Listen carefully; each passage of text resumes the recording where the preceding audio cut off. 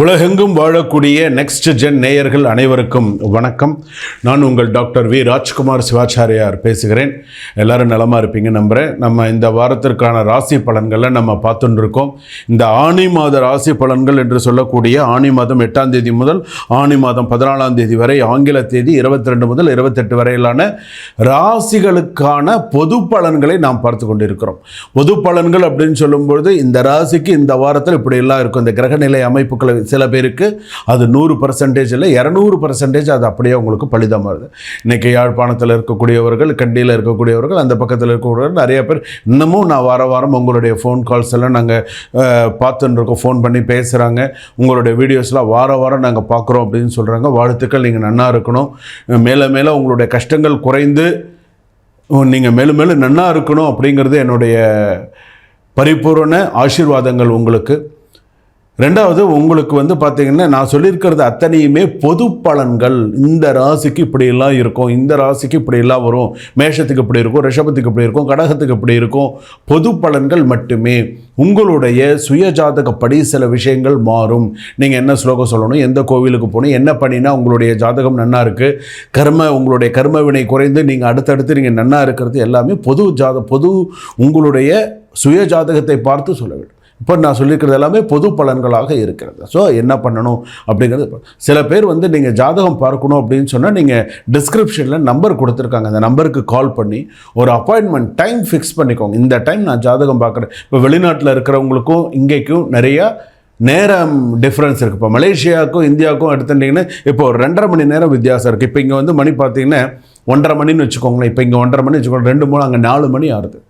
அப்போ இந்த டைம் டிஃப்ரென்ஷியேட்டுங்கிறது இருக்குது. துபாயில் இருக்குது. இது மாதிரி வெளிநாட்டில் இருக்கிறவங்களாம் ஒரு டைம், சார் நான் இந்த குருஜி எப்போ ஃப்ரீயாக இருக்காங்க, நான் சார்கிட்ட பேசணும், எனக்கு 1/2 மணி நேரம் எனக்கு சார்கிட்ட ஒரு அப்பாயின்மெண்ட் வாங்கி கொடுங்க, நான் வீடியோ கால் பண்ணி பேசுகிறேன், இல்லைன்னா நான் நார்மல் கால் பண்ணி பேசுகிறேன், இல்லைன்னா எனக்கு வாய்ஸ் மெசேஜ் மட்டும் எங்களுக்கு அனுப்ப சொல்லுங்கள். ஸோ நாங்கள் அடுத்தடுத்து என்ன செய்யணும்னு நீங்கள் சொல்லுங்கள், சார்கிட்ட சொல்லி எங்களுக்கு ஒரு நல்ல ஒரு வழிகாட்டியாக அடுத்து நாங்கள் என்ன செய்யணும்னு சொல்லுங்கள் அப்படின்னு சொன்னால் நான் கண்டிப்பாக அந்த இணைப்பில் உங்களுக்கு நான் என்ன பார்த்து சொல்லணுமோ கண்டிப்பாக உங்களுக்கு நான் பார்த்து நான் சொல்கிறேன். சரிங்களா? இதில் அது மட்டும் இல்லாது வாஸ்து, கைரேகை, எண்கணிதம், திருமண பொருத்தம், ஆரூடம் பார்க்கறது எல்லாமே நம்ம பார்க்கறது உண்டு. எண்கணிதத்தில் குழந்தைக்கு பேர் வச்சு கொடுக்கறதுலேருந்து, நிறுவனங்களுக்கு பேர் வச்சு கொடுக்கறதுலேருந்து எல்லாமே உண்டு. அப்பாயின்மெண்ட் ஃபிக்ஸ் பண்ணிக்கோங்க. அந்த டைம் ஃபிக்ஸ் பண்ணி வீடியோ கால் பேசினாலும் சரி, நார்மல் கால் பேசினாலும் சரி, ஒரு டைம் ஃபிக்ஸ் பண்ணிவிட்டு பேசுங்க. மிதுன ராசி நேயர்களே, உங்களுக்கு இந்த வார ராசி பலன் எப்படி இருக்குது? ஆனி மாதம் 8ஆம் தேதி முதல் ஆனி மாதம் 14ஆம் தேதி வரையில், ஆங்கிலம் 22 முதல் 28 வரையில் மிதுன ராசிக்கு எப்படி இருக்குது அப்படிங்கிறத நம்ம பார்க்க போகிறோம். பொதுவாகவே மிதுன ராசிக்காரர்கள் அப்படின்னு சொல்லும்போது ஆர்வம் மிக்கவர்கள். எந்த ஒரு விஷயத்தையும் உடனே கற்றுக்கணும் ஆர்வம் அப்படிங்கிறது இருக்கும். வளைந்து கொடுத்து செல்லுதல், நாணல் மாதிரி வளைஞ்சு கொடுத்து போகிறது அப்படிங்கிறது உண்டு. நகைச்சுவை குணம் கொண்டவர், அதாவது தானும் சிரித்து அடுத்தவர்களையும் சிரிக்க வைக்க வல்லவர்கள். சும்மா போகிறவனை கூப்பிட்டு கூட ஜோக்கு சொல்லுவாங்க. அந்த மாதிரி இதெல்லாம் உண்டு. அந்த ஜோக் சொல்கிறது, அதாவது ஒரு விஷயத்தை ரொம்ப பாசிட்டிவாக, சில விஷயங்கள் அது நெகட்டிவாக இருந்தால் கூட அதை பாசிட்டிவாக எடுத்துக்கொண்டு போகக்கூடிய குணங்கள் உண்டு. அதே போல் பார்த்தீங்க அப்படின்னு சொன்னால் வழிமுறை, இப்படி தான் செய்யணும், இப்படி தான் இருக்கணும், ஒரு கோடு போட்டு வாழறாங்கன்னு சொல்கிறாங்களே, அதுக்கு பேர் போனவங்க மிதுன ராசிக்காரர்கள். தந்திரம் உள்ளவர்கள். இந்த நரியை சொல்கிறோம் பார்த்திங்களா, தந்திரம் அப்படின்னு சொல்கிறோம் இல்லையா, தந்திரமாக வேலை செய்வாங்க. கரெக்டாக இந்த நரி குணம் உண்டு. தந்திரமாக வேலை செய்கிறது அப்படிங்கிறது உண்டு. புரிந்து கொள்ளுதல், மற்றவங்களையும் புரிஞ்சுப்பாங்க, அண்டர்ஸ்டாண்ட் பண்ணிப்பாங்க. அவங்க என்ன ப்ராப்ளத்தில் இருக்காங்க, என்ன ஏது அண்டர்ஸ்டாண்ட் பண்ணிக்கிறது அப்படிங்கிறது நிறையா உண்டு. இவங்களுக்கு பார்த்திங்கன்னா அதிக தன்னம்பிக்கை உண்டு அப்படின்னு சொல்லலாம். அதே போல் மற்றவரை பற்றி குறை பேசுதல் அப்படிங்கிறது உண்டு. நீங்கள் கேள்விப்பட்டிருப்பீங்க, மற்றவங்களை பற்றி குறை பேசுகிறதுங்கிறதுக்கு சில பேர்லாம் இருப்பாங்க, பார்த்துருக்கீங்களா? ஒரு ஆஃபீஸில், ஒரு காலேஜில் இவங்களுக்கு பார்த்திங்கன்னா மற்றவங்களை பற்றி குறை பேசுகிறது தான் அதிகமாக இருக்கும். அவங்க என்ன பேசுகிறாங்க, என்ன சொல்கிறாங்க அப்படிங்கிறது அதிகமாக இருக்கும். குறை பேசுகிறது அப்படிங்கிறது இருக்கும்பொழுதும் பேசுவாங்க. அவங்க அண்ணன்ட்ட நகர்ந்துட்டாலும் சில விஷயங்கள் அப்படிங்கிறது உண்டு. ஸோ அந்த விஷயத்தில் கவனமாக இருக்க வேண்டும். குறை பேசுதல் அப்படிங்கிறது இருக்குது. அதை நம்ம சில விஷயங்களை மாற்றிக்கலாம், தப்பு கிடையாது. தம்பதிகள் அப்படின்னு எடுத்துக்கும்போது கணவன் மனைவி உறவுகளில் சந்தோஷம் அதிகரிக்கும். இந்த வாரத்தில் எங்கேயாவது வெளியூர் போகக்கூடிய சூழ்நிலைகள் கணவன் மனைவிக்கு உண்டு. 2 பேரும் சேர்ந்து எங்கன்னா வெளியில் போகிறது, அந்த மாதிரியான ஒரு யோகங்கள்லாம் உண்டு. விட்டு கொடுத்து போகிறது நல்லது. மாணவர்கள் மாணவிகளுக்கு வந்து பார்த்திங்கன்னா ஏதாவது ஒரு பாடத்தில் வந்து பார்த்திங்க அப்படின்னு சொன்னால் ஆர்வம் குறையலாம், ஆர்வம் குறையும். பெற்றோர்கள் உதவி தேவைப்படும். டியூஷனுக்கு போகணுமா, ஏதாவது ஒரு சப்ஜெக்ட் வரலையா, நீங்கள் மாணவ மாணவிகள் நீங்கள் அதை கொஞ்சம் பார்த்து என்ன வரலையோ கரெக்டாக கேட்டு படிக்கணும். அதே போல் கடன் மற்றும் செலவுகள் அப்படின்னு எடுத்துக்கும் போது பயண செலவுகள் அதிகரிக்கும். தேவையற்ற பொருட்களை வாங்க வேண்டாம். கடன் சுமை ஏற்கனவே அதிகமாக இருக்குது. ஏற்கனவே நிறைய கெட்ட பேர், ஜென்மராமர் வனத்திலேங்கிற மாதிரி இப்போ தான் சில பேர் இடம் மாதிரி கஷ்டப்படுவீங்க. சில பேருக்கு கடன் பிரச்சனைகள் அதிகமாக இருந்து எப்படா இந்த கடன் அடைஞ்சிட்டா நான் நிம்மதியாக இருப்பேன், இந்த கடன் தான் என்னை போட்டு வாட்டி வதைக்குது, மன உளைச்சலாக இருக்குது, மன சங்கடமாக இருக்குது, நிம்மதியே எனக்கு கிடையாது அப்படிங்கிறது அது கடனால் தான். இந்த கடன் உருவானதுக்கு கூட காரணம் நீங்கள் தான். மற்றவங்கள நான் காரணம் சொல்லக்கூடாது. நீங்கள் இந்த கடன் உருவானதுக்கு காரணமும் நீங்கள் தான். உங்களுடைய அலட்சிய போக்கு தான் சில நேரத்தில் உங்களுடைய கடன் அதிகமானதுக்கு காரணம். இப்போ அதை அடைக்க முடியல, அதுக்கு உண்டான விஷயம் எனக்கு வரல அப்படின்னு கொஞ்சம் கொஞ்சமாக தான். ஏன்னா இப்போ ஜென்ம குரு நடந்துன்னு இருக்கு, எல்லா பக்கமுமே பிரச்சனையாக தானே இருக்குது. அப்புறம் எப்படி நீங்கள் சில விஷயங்களை தவிர்த்து கொண்டு மேலே வர முடியும் சொல்லுங்கள்? அதனால் இதுக்கப்புறம் நீங்கள் உங்களுடைய தேவையற்ற பொருள்லாம் வாங்காமல் என்ன செய்யணும், என்ன பண்ணணும் அப்படிங்கிறத நிதானித்து பண்ணணும். அதே போல் வந்து பார்த்திங்கன்னா குழந்தை புத்திரபாக்கியம் இந்த வருஷத்தில் நான் எதிர்பார்த்துன்னு இருக்கேன், புத்திரபாக்கியம் எதிர்பார்த்துன்னு இருக்கேன் அப்படின்னு சொன்னால் கோவிலுக்கு ஜென்ம நட்சத்திரம் அன்னைக்கு உங்கள் கோவிலுக்கு போயிட்டு வாங்க. கருவளர்ச்சேரி அந்த மாதிரி ஏதாவது கோவிலில் போய் மாவிளக்கு போடுறது, அது மாதிரி பரிகாரங்கள்லாம் பண்ணுங்கள். விவாகரத்து அப்படின்னு எடுத்துக்கும்போது தவிர்க்கக்கூடிய வாரம். இந்த வாரத்தில் நான் விவாகரத்து கேஸை நான் பதிய போகிறேன். இப்போ புதுசாக பதியிறது, என் வீட்டுக்கார் வந்து வேற ஒரு பொண்ணோட தொடர்பில் இருக்கார், என் மனைவி வேற ஒருத்தவங்களோட தொடர்பில் பேசிகிட்டு இருக்காங்க, நான் இனிமேல் வேணான்னு முடிவு பண்ணிட்டேன், நான் புதுசாக நான் இது பண்ண போகிறேன், நான் வந்து இப்போ கோர்ட்டில் வந்து நான் பதிய போகிறேன் அப்படின்னு சொன்னால் தவிர்க்க வேண்டிய வாரம் இது. அமைதியாக இருங்கள், கொஞ்சம் பொறுமையாக இருங்க.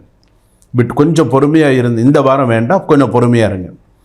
சொத்து விஷயம் அப்படின்னு எடுத்துக்கும் போது முயற்சிகள் சிக்கலாகும். சொத்து முயற்சி இப்போ ஆணி மாதம் தான் நடக்குது. சில பேர் சொத்து ஆணி மாதத்தில் கிரகப்பிரவேசம் தான் பண்ணக்கூடாது, அப்போ சொத்துக்கள் வாங்கலாம். இருந்தாலுமே அந்த சொத்தில் வந்து பார்த்திங்கன்னா உங்கள் ராசிக்கு சிக்கலாகும், கவனமாக இருங்க. விஷ்ணு சகஸ்ரநாம பாராயணம் கேளுங்க.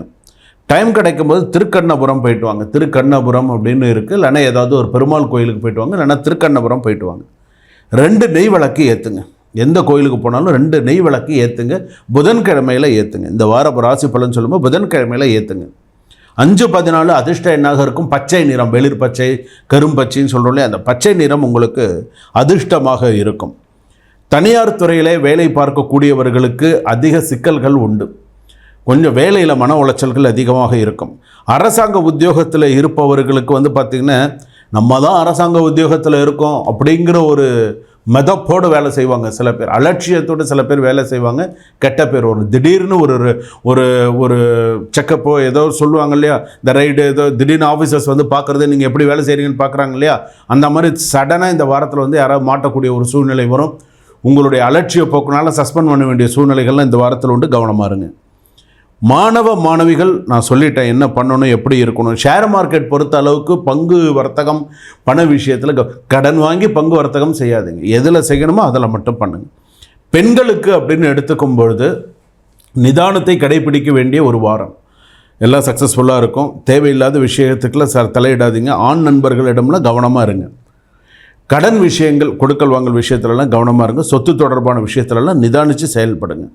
திருமணம் சம்மந்தப்பட்டது அது நடக்குமா அப்படிங்கிறது அப்படியே ஒரு கற்பனை உலகத்தில் இருக்கீங்க. எனக்கும் நடக்குமா, பார்த்துக்கிட்டு தான் இருக்காங்க, இன்னும் நடக்கலை, எனக்கு முதல் திருமணம் நடந்து எனக்கு சரியா இல்லை, 2வது திருமணமாவது எனக்கு நல்லா தான் நடக்குமா, நான் எதிர்பார்த்துன்னு இருக்கலாமா அப்படின்னு நினச்சிட்டு இருக்கீங்க. கண்டிப்பாக எதிர்பாருங்க, கண்டிப்பாக நல்ல விஷயங்கள் உங்களை தேடி வரும்.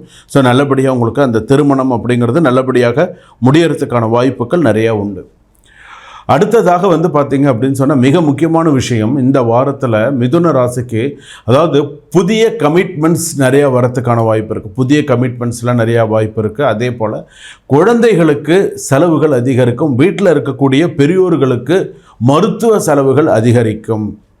அம்மாவை கவனமாக பார்த்துக்கோங்க.